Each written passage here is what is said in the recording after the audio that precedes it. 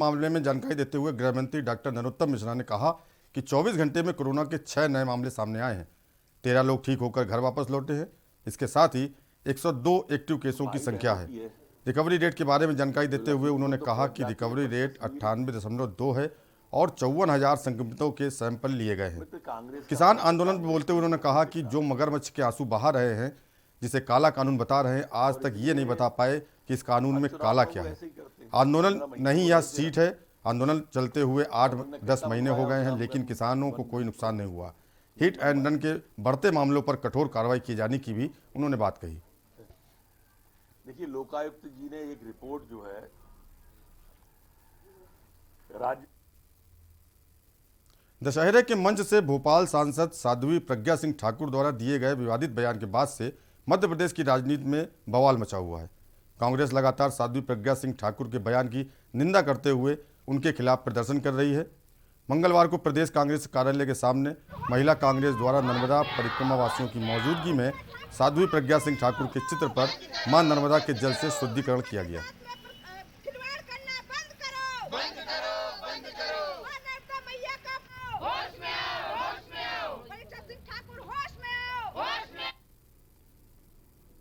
मध्य प्रदेश में होने वाले 1 लोकसभा उपचुनाव को लेकर बीडी शर्मा ने पत्रकारों से चर्चा करते हुए कहा कि भारतीय जनता पार्टी उपचुनाव को लेकर व्यापक तैयारियों में जुटी है।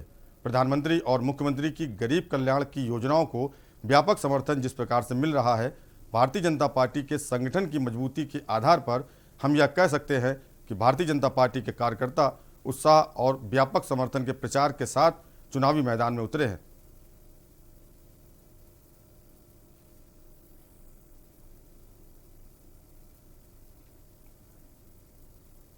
पार्टी लोकसभा और 3 विधानसभाओं के उपचुनाव में व्यापक तैयारी के साथ जुटी है और जिस प्रकार से माननीय प्रधानमंत्री और माननीय मुख्यमंत्री की गरीब कल्याण की योजनाओं को इस चुनाव में एक व्यापक जन समर्थन जिस प्रकार से मिल रहा है और भारतीय जनता पार्टी के संगठन तंत्र की मजबूती के आधार पर हम ये कह सकते हैं कि भारतीय जनता पार्टी के कार्यकर्ता जिस उत्साह के साथ और हम सब लोग चुनाव प्रचार में जो व्यापक जन समर्थन के साथ मैदान में जो उतरे हैं, उसके आधार पर मैं कह सकता हूं कि इन चुनावों में कांग्रेस आज अप्रासंगिक हो गई है और किसी प्रकार से अब मैदान में किसी स्थिति में वो बचे नहीं है। लेकिन भारतीय जनता पार्टी इस चुनाव में ऐतिहासिक बहुमत के साथ लोकसभा और विधानसभा की तीनों सीटें व्यापक बहुमत से जीतेंगे। खबर अशोकनगर से है, जहां डेंगू रोजाना पैर पसार रहा है। शहर में फैली गंदगी और बढ़ते डेंगू के मरीजों को देखते हुए सोमवार को शहर वासियों का गुस्सा फूट पड़ा, जिसके बाद सुबह सैकड़ों नगरवासियों ने नगर पालिका कार्यालय पहुंचकर घेराव किया। इस दौरान शहरवासियों सहित विभिन्न राजनीतिक दलों के सदस्य भी मौजूद रहे। घेराव के दौरान लोगों ने सांकेतिक रूप से नगर पालिका के बाहर एसिड डालकर झाड़ू से सफाई की। वहीं शहर में फैली गंदगी को साफ करने और सफाई व्यवस्था दुरुस्त करने का ज्ञापन नगर पालिका सीएमओ पीके सिंह को सौंपा। यहाँ से नियमित सफाई और फॉगिंग हो रही है। आपको बता दूं, कल 11-12 बजे तक हमारे तीनों मशीन चलते रहे और काफ़ी कुछ उन्होंने कवर किया। इसके पहले भी हम लोगों ने बाहरी इलाके में भी किया है, भीतरी इलाका में भी किया है और कर रहे हैं। कलेक्टर मैडम लगातार निरीक्षण कर रहे हैं उनके द्वारा। तो देखिए, इसमें 2 बात। पहली बात तो कलेक्टर महोदय हमारी प्रशासक, वो अपने प्रशासक का भी फर्ज निभा रही है। उनके निरीक्षण के बाद कितना कुछ बदलाव देखा? जी हाँ, बहुत ज़्यादा। तो वो पॉइंट जो ज़्यादा गंदे थे उसको हम लोगों ने साफ किए हैं। तो मैं तो घूमता ही हूँ अपना तो हमेशा। खाली प्लॉटों पे काफ़ी कुछ पानी भरा हुआ है। काफ़ी खाली पदार्थों को पानी भरा है। तो कुछ पदार्थों में जहाँ ज़्यादा भर गए हैं वहाँ हमने दवाई डलवाई है, क्योंकि वहाँ जगह नहीं है कि हम पानी निकलवा सकें। चारों तरफ से तंदूज है। और यहाँ रुकेंगे एक छोटे ब्रेक के लिए। आप देख रहे हैं के न्यूज, खबरों का सारथी।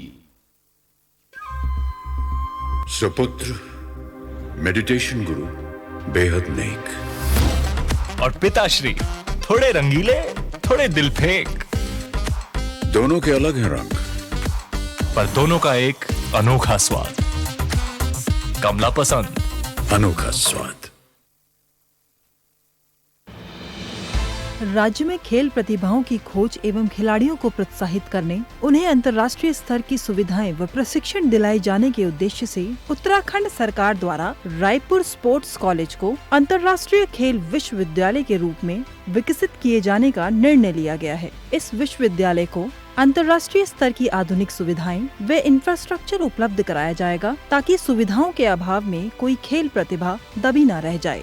इसके साथ ही खिलाड़ियों को अंतर्राष्ट्रीय स्तर का प्रशिक्षण दिलाए जाने के लिए कुशल व अनुभवी प्रशिक्षक नियुक्त किए जाएंगे। उत्तराखंड सरकार खेल व खिलाड़ियों को लेकर बहुत सजग है, बहुत सराहनीय कार्य कर रही है। मैं हमारे मुख्यमंत्री श्री पुष्कर सिंह धामी जी का बहुत बहुत आभार व धन्यवाद प्रकट करता हूँ। मुख्यमंत्री श्री पुष्कर सिंह धामी के नेतृत्व वाली उत्तराखंड सरकार द्वारा राष्ट्रीय व अंतर्राष्ट्रीय खेलों में उत्कृष्ट प्रदर्शन करने वाले खिलाड़ियों को सम्मानित किए जाने के लिए पुरस्कार दिए जाने का प्रावधान भी किया गया है। पदक विजेता खिलाड़ियों को रोजगार के लिए पलायन न करना पड़े, उन्हें सरकारी नौकरी प्रदान किए जाने के लिए जरूरी प्रावधान किए जा रहे हैं। धामी सरकार उत्तराखंड राज्य में शिक्षा के साथ साथ खेलों व खिलाड़ियों को प्रोत्साहित करने के लिए दृढ़ संकल्पित है। वह दिन दूर नहीं जब राज्य के खिलाड़ी अंतर्राष्ट्रीय स्तर पर राज्य का नाम रोशन करेंगे। खेलों का आयोजन अब औपचारिकता नहीं, महापर्व होगा। उत्तराखंड के खिलाड़ियों पर कल पूरे भारत को गर्व होगा।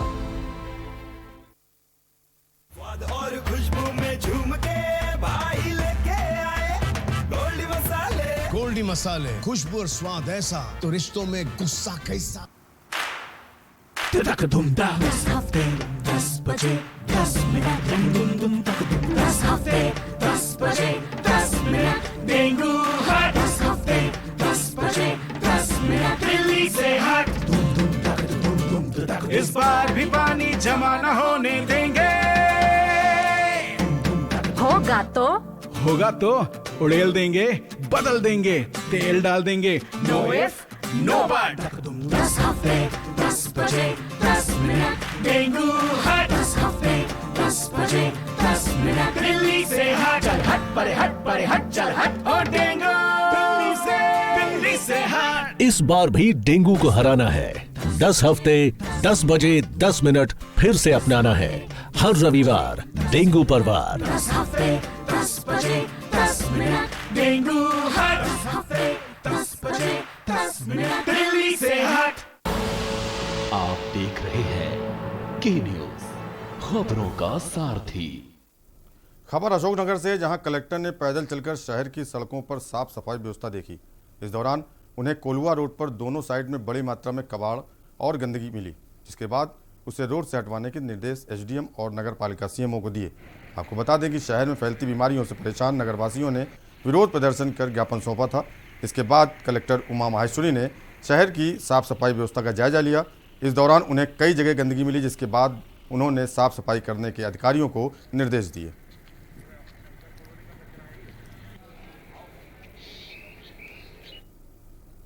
हरियाणा के